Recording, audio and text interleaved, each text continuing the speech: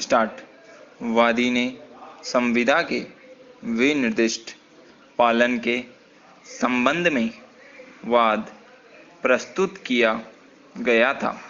यह विक्रय करार था। इसमें आंशिक राशि का भुगतान कर दिया गया था। वादी के अनुसार यह सहमति हुई थी।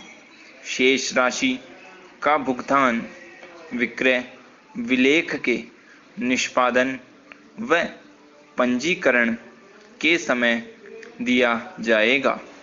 चूंकि इस तरह का विलेख निष्पादित नहीं किया गया था, अर्थात करार में दर्शित अवधि तक इस तरह का विलेख निष्पादित नहीं किया गया था, अतः एक अन्य करार हुआ था जिसके तहत इस समय विस्तार किया गया था। परंतु प्रतिवादी ने फिर भी विक्रय विलेख का निष्पादन नहीं किया था, अतः वादी ने सूचना पत्र दिया था और उससे अनुरोध किया था कि वह उसके भाग जो कि संविदा में है उसका पालन करे। ऐसा न किए जाने पर वाद प्रस्तुत किया गया था।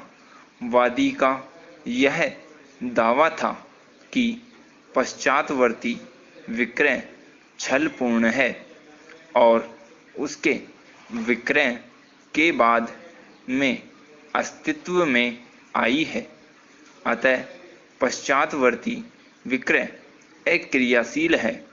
वाद के लंबन के दौरान प्रतिवादी क्रमांक 1 ने वादग्रस्त भूमि को अंतरित करते हुए विक्रय विलेख का निष्पादन प्रतिवादी क्रमांक 2 व 3 के पक्ष में कर दिया था।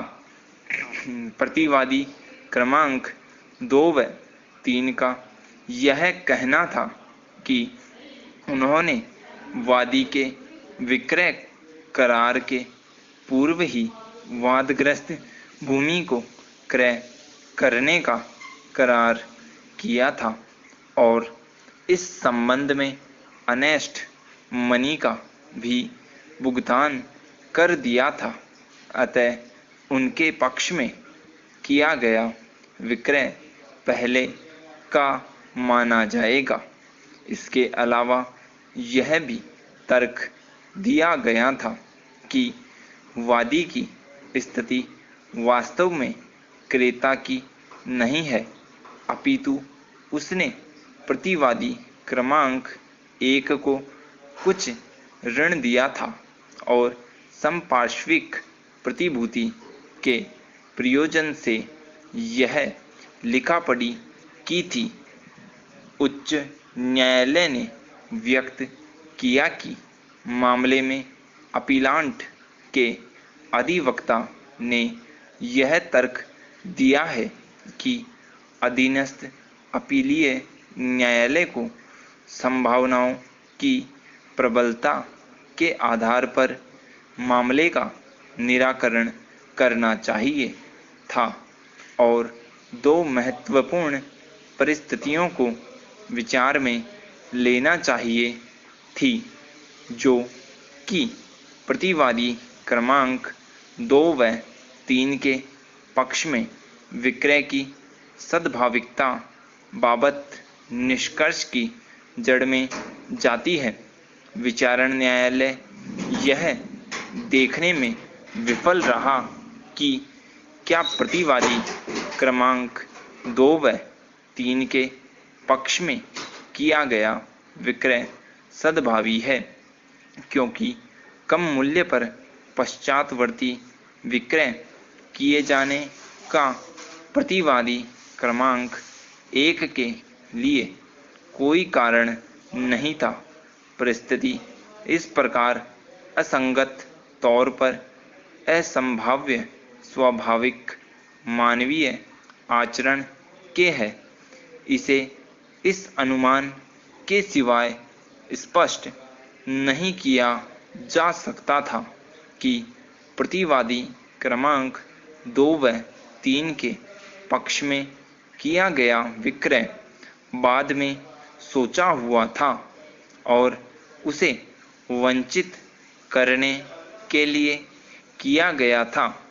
यह भी निवेदन किया गया कि प्रतिवादी द्वारा लिया गया अभिवाक यह है कि करार जो कि वादी के पक्ष में है वह राशि उधार देने की सुरक्षा के लिए था।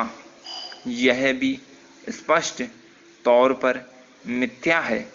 इसका आधार यह बताया गया कि प्रतिवादी क्रमांक 1 का यह प्राख्यान है कि 4,000 रुपये उसने अन्य प्रतिवादी से अनेस्ट मनी के रूप में स्वीकार किए थे। विक्रेतागण के आधिपत्य में उनके द्वारा पूर्व में क्रय किए गए स्टाम्प पेपर थे और इस पर इसके क्रय करने की तारीख को एंटीडेटेड करते हुए लिखा जा सकता था। अतः इस परिस्थिति को न्यायालय को वजन नहीं देना चाहिए था।